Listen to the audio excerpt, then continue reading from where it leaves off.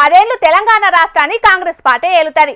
ఈ రాష్ట్రాన్ని ప్రభుత్వాన్ని నేనే 10 ఏళ్లు నడిపిస్తానని సీఎం రేవంత్ అన్న మొన్నట్లనే చెప్పిండు కదా. ఈ ముచ్చటిన కానుంచి చాలా మంది చేతిపాటి లీడర్లకు మనసులో వర్తలేనట్టున్నది. అరే మేము ముఖ్యమంత్రి కావాలని మా ప్రయత్నాలు మేము చేస్తుంటే రేవంత్ రెడ్డి ఏంది గిట్ల మాట్లాడుతున్నాడని దగ్గరలతో చెప్పుకుంటున్నారట. కానీ ఫైర్ బ్రాండ్ జగ్గారెడ్డి మాత్రం ఏది మనసులో దాచుకోడు కదా, గందుకే గిట్ల మాట్లాడిండు. అంత ఈజీగా ఇప్పుడు రేవంత్ రెడ్డి ఇష్టట్లేడు. వాళ్ళ సంగతి తర్వాత ఇంకా 3 ఏళ్ళు రేవంత్ రెడ్డి సీఎం, ఇంకొక 5 ఏళ్ళు ఆయన మళ్ళా ఉండాలని ఆయన ట్రై చేస్తున్నాడు. ఆయన ట్రై చేస్తున్నాడు. నేను కూడా 9 ఏళ్ల లోపల నేను సీఎం కావాలని నేను ట్రై చేస్తున్నా.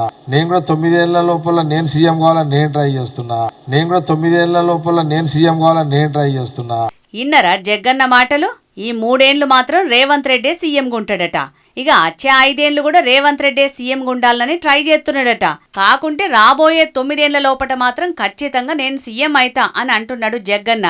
ఇప్పుడే కాదు, ఇదివరకు సుతం నేను ఎప్పటికైనా సీఎం అయితా అని చెప్పిన ముచ్చట అందరికీ యాదికి ఉండనే ఉంటది.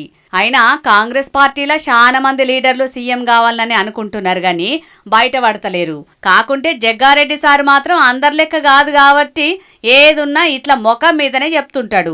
అయినా జనాలు ఓట్లేసేది 5 ఏళ్ల కోపారి మాత్రమే. మళ్ళోపారి ఓట్లేసి గెలిపితే ఇంకో 5 ఏళ్ళు అధికారంలో ఉంటారు. లేకుంటే మళ్ళొచ్చే ఎన్నికలలో ప్రజలు ఏ పార్టీ కోటెత్తే ఆ పార్టీ అధికారంలో ఉంటది.